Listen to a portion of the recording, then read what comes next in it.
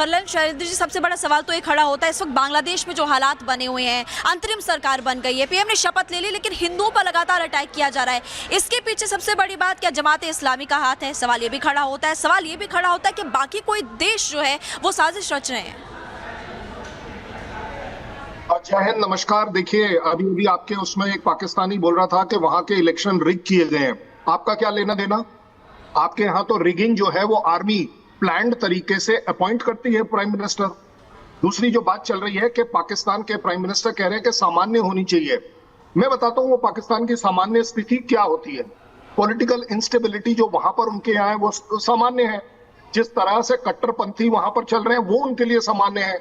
जो बलूच में हो रहा है वो सामान्य है। पीओके में जो हो रहा है वो सामान्य है, या जो टेरर ट्रेनिंग कैंप्स चल रहे हैं वो सामान्य है। तो इस तरह की सामान्य स्थिति वो बांग्लादेश में क्रिएट करना चाहते हैं। बड़ी सीधी बात है।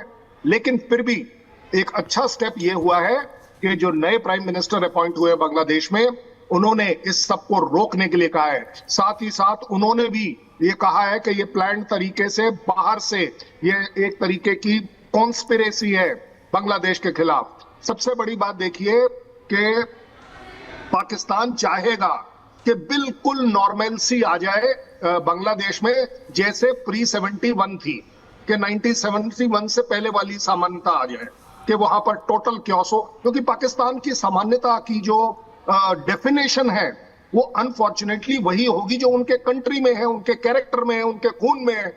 सो बांग्लादेश की कैसे बात कर सकते हैं?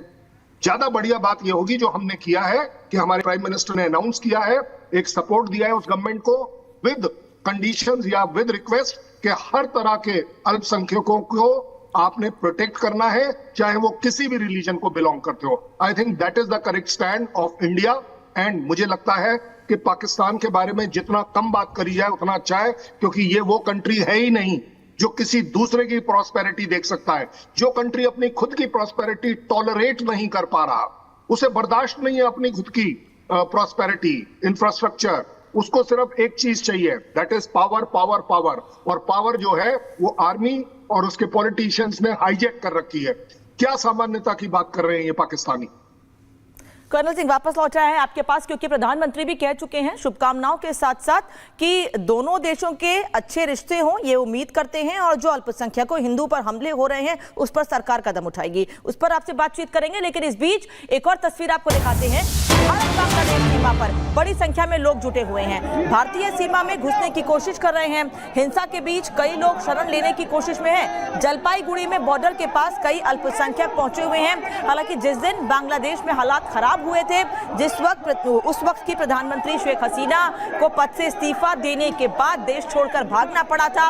उस वक्त ही भारतीय सेना जो सीमा पर तैनात है बांग्लादेश की सीमा पर, फिर चाहे वो मेघालय की सीमा हो या पश्चिम बंगाल की सीमा हो, वहां पर अलर्ट मोड पर आ गए थे कि किसी तरीके से कोई भी घुसपैठी बांग्लादेश से यहां नहीं आ सके, क्योंकि लगातार बांग्लादेश में बड़े हमले हो रहे हैं हिंदुओं पर। और ये तस्वीर आपको एक बार फिर से और बड़ी स्क्रीन पर दिखा देते हैं। देखिए, बहुत बड़ी संख्या में ये लोग ऐसे हैं जिनके हाथ में आप सामान भी नहीं देख रहे हैं। बिना सामान के किसी तरीके से अपनी जान बचाकर ये लोग अपना घर परिवार छोड़कर, वहां से कुछ लोग हैं जो अपने परिवार के साथ यहाँ पहुंचे हुए हैं, कुछ लोग ऐसे हैं कि परिवार के लोग मिसिंग हैं अगर, तो उनको छोड़कर किसी तरीके से अपनी जान बचाकर भारत आना चाहते हैं, क्योंकि वो जानते हैं कि किस तरीके से भारत में उनकी जान की रक्षा हो सकती है। प्रधानमंत्री भी इसको लेकर कड़ा संदेश बांग्लादेश को दे चुके हैं। और लगातार कर्नल शैलेंद्र जी हमारे साथ बने हुए हैं, उनका एक बार फिर से रुख कर लेते हैं।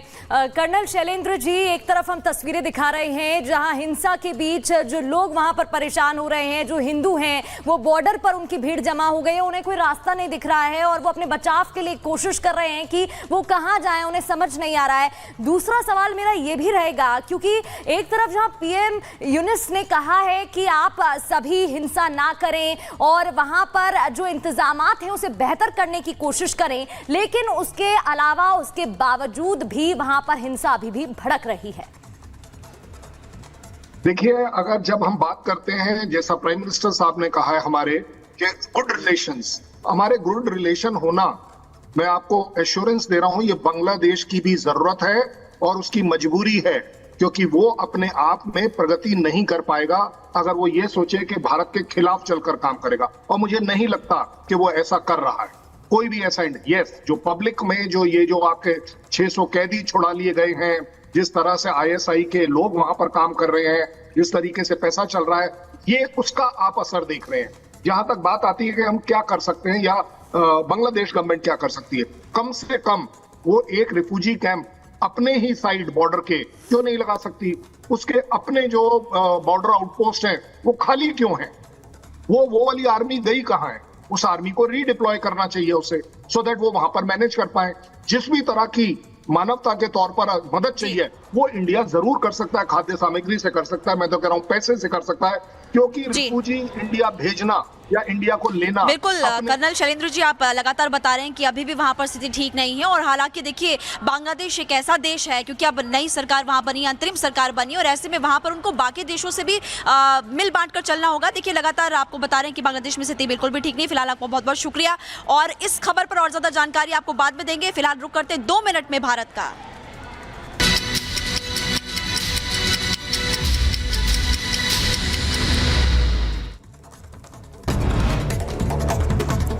दिल्ली पुलिस स्पेशल सेल को मिली बड़ी कामयाबी। आईएसआईएस का आतंकी रिजवान अली गिरफ्तार। आईएसआईएस के पूरे मॉड्यूल का आतंकी है रिजवान। 15 अगस्त को आतंकी साजिश को अंजाम देने का था प्लान।